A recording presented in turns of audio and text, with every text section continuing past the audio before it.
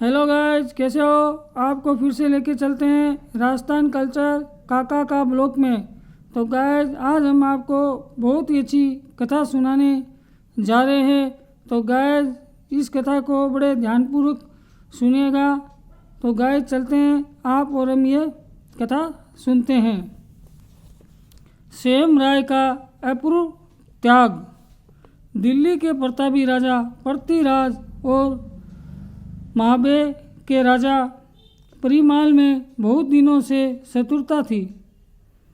परिमाल ने अवसर पाकर पृथ्वीराज की एक सैनिक टुकड़ी पर आक्रमण किया और उसके कुछ सैनिकों को उन्होंने बंदी बना लिया।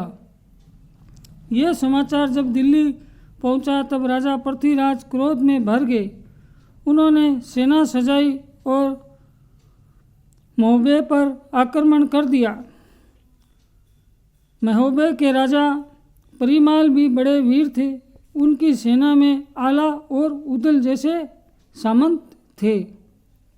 आला उदल की वीरता का लोग अब तक वर्णन करते हैं। परिमाल ने आला उदल और अपने दूसरे सब सैनिकों के साथ पृथ्वीराज का सामना किया। बड़ा भयंकर युद्ध हुआ, लेकिन दिल्ली की विशाल सेना के आगे महाबे के वीर टिक नहीं सके। राजा पृथ्वीराज विजयी हुए।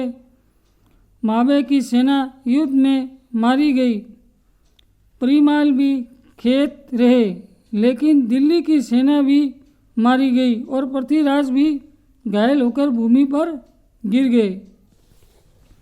सच्ची बात यह है कि उस युद्ध में कौन विजयी हुआ कहना ही कठिन है। दोनों ओर के प्राय सभी योद्धा पृथ्वी पर पड़े थे। अंतर इतना ही था कि महाबे के राजा और उनके वीरों ने प्राण छोड़ दिए और पृथ्वीराज तथा उनके कुछ सरदार घायल होकर गिर गए थे। वे जीवित तो थे, किंतु इतने घायल हो गए थे कि हिल भी नहीं सकते थे। जब दोनों और वीरों युद्ध में मरकर या घायल होकर गिर गए और युद्ध की हलचल दूर हो गई, तो वहाँ झुंड के झुंड गिद्ध आकाश में उतर पड़े। मरे हुए घायल लोगों को नोच नोच कर खाने लगे। उनकी आँख और आंतें निकालने लगे। बेचारे घायल लोग चीखने और चिल्लाने को छोड़कर और क्या कर सकते थे? वे उन गिद्धों को भगा सके इतनी शक्ति भी उनमें नहीं थी। राजा पृथ्वीराज भी घायल होकर दूसरे घायलों के बीच में पड़े थे। वे मूर्छित हो गए थे। गिद्धों का एक झुंड उनके पास भी आया और आसपास के लोगों को नोच नोच कर खाने लगा। पृथ्वीराज के वीर सामंत श्याम राय भी युद्ध में पृथ्वीराज के साथ आए थे और युद्ध के समय पृथ्वीराज के साथ ही घायल होकर उनके पास ही गिरे थे। श्याम राय की मूर्छा दूर हो गई थी, किंतु वे इतने घायल थे कि उठ नहीं सकते थे। युद्ध में अपनी इच्छा से ही वे राजा पृथ्वीराज के अंगरक्षक बने थे। उन्होंने पड़े पड़े देखा कि गिद्धों का झुंड पृथ्वीराज की ओर बढ़ता जा रहा है और वे सोचने लगे, राजा पृथ्वीराज मेरे स्वामी हैं। उन्होंने सदा मेरा सम्मान किया है। मुझ पर वे सदा कृपा करते हैं। उनकी रक्षा के लिए प्राण दे देना तो मेरा कर्तव्य ही था और युद्ध में मैं उनका अंगरक्षक बना था। मेरे देखते देखते गिद्ध उनके शरीर को नोच कर खा ले तो मेरे जीवन को धिक्कार है। श्याम राय ने बहुत प्रयत्न किया, किंतु वे उठ नहीं सके। गिद्ध पृथ्वीराज के पास पहुंच गए थे।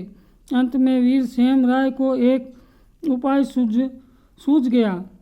पास पड़ी एक तलवार किस प्रकार खिसक कर उन्होंने उठा ली और उससे अपने शरीर का मांस काट काट कर गिद्धों को और फेंकने लगे।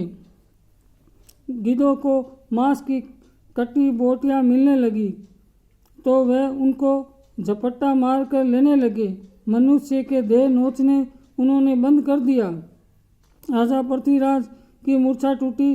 उन्होंने अपने पास गिद्धों का झुंड देखा। उन्होंने ये भी देखा कि श्याम राय उन गिद्धों को अपना मांस काट काट खिला रहे थे। इतने में पृथ्वीराज कुछ सैनिक वहाँ आ गए।